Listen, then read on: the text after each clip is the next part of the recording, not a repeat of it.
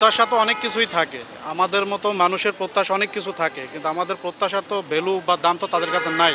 সেজন্য অ্যাকচুয়ালি আমি ব্যক্তিগতভাবে কারো কাছে প্রত্যাশা এখন করি না। প্রত্যাশা থাকে আমাদের একটা মনের ভিতরেই থাকে। কিন্তু কারো কাছে বলার মতো বা আমাদের গার্জিয়ান নাই। ৳৩০ বাড়াইলে ৳৫ কমায়। এটা হলো জনগণের সাথে ফাইজলামি বা ভাওতাবাজি ছাড়া আর কিছুই না। উনাদের কাছে অ্যাকচুয়ালি আমার কোনো প্রত্যাশাই নেই। তাদের মন মতো তারা বাজেট বাড়াইতে পারে, কমাইতে পারে। এখানে আমাদের বলার মতো বা আমাদের কথা শোনার মতো তো লোক তারা না।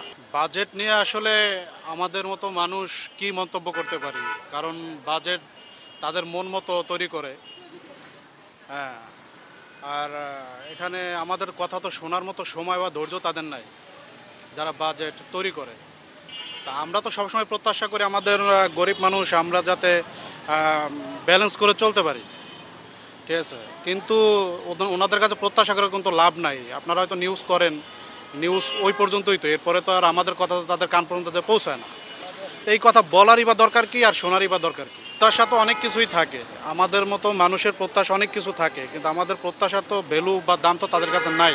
সেই জন্য অ্যাকচুয়ালি আমি ব্যক্তিগতভাবে কারো কাছে প্রত্যাশা এখন করি না। প্রত্যাশা এখন বর্তমানে আমি আসলে করি না। প্রত্যাশা থাকে আমাদের একটা মনের ভিতরেই থাকে। কিন্তু কারো কাছে বলার মতো বা আমাদের গার্জিয়ান নাই। আমাদের তো অভিভাবক না। আমাদের আমাদের মতো মানুষের কোনো অভিভাবক আছে?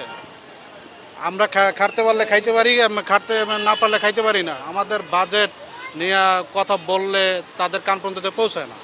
আমরা প্রত্যাশা করি তারপরও যেন আমাদের দিকে সুনজর দেয়, বা যারা খেটে খাওয়া মানুষ আর নিম্নবিত্ত মানুষ, মধ্যবিত্ত মানুষ, শুধু নিম্নবিত্ত মানুষ না, এখন মধ্যবিত্ত মানুষও অসুবিধার ভিতরে। প্রত্যেক বছর বাজেট নিয়ে তারা তাদের মন গড়া সব কিছু করে, আমাদের কথা তারা শোনে না।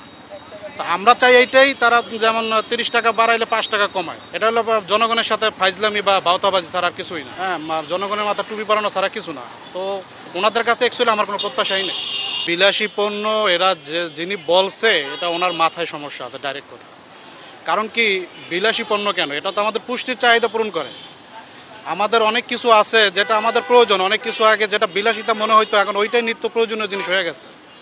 তাই এখন এটা হচ্ছে তাদের, বললামই তো, তাদের হাতে ক্ষমতা, তারা যা খুশি তাই করতে পারে, যা খুশি তাই বলতে পারে।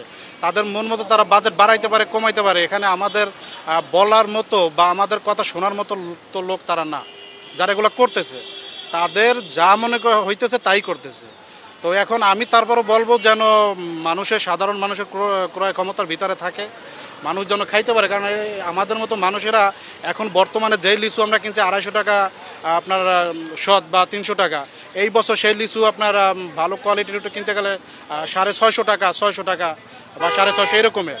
ইলিশ মাছ একটা কিনতে গেলে আমরা ইলিশ মাছ না খাইয়া থাকি, আমাদের মতো মানুষ ইলিশ মাছ খাইতে পারে না। ইন্ডিয়ার মানুষ ঠিকঠাক ইলিশ মাছ খাইতেছে, ঠিক আছে। তারপরে অনেক পণ্য আছে, অনেক জিনিস আছে যেটা আমরা বাংলাদেশের মানুষ ঠিকমতো চাহিদা সম্পন্ন হয় না।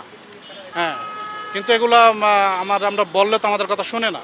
কে শুনবে? কার কথা কে শুনবে? কার এত সময় আছে? কথা বুঝেন নাই? আমি এখন কষ্ট করতে পারলে আমি খাইতে পারবো, কষ্ট করতে পারবো না, আমার কোনো বেল নেই। আমার দিকে খেয়াল রাখার কারো কোনো দরকার নেই।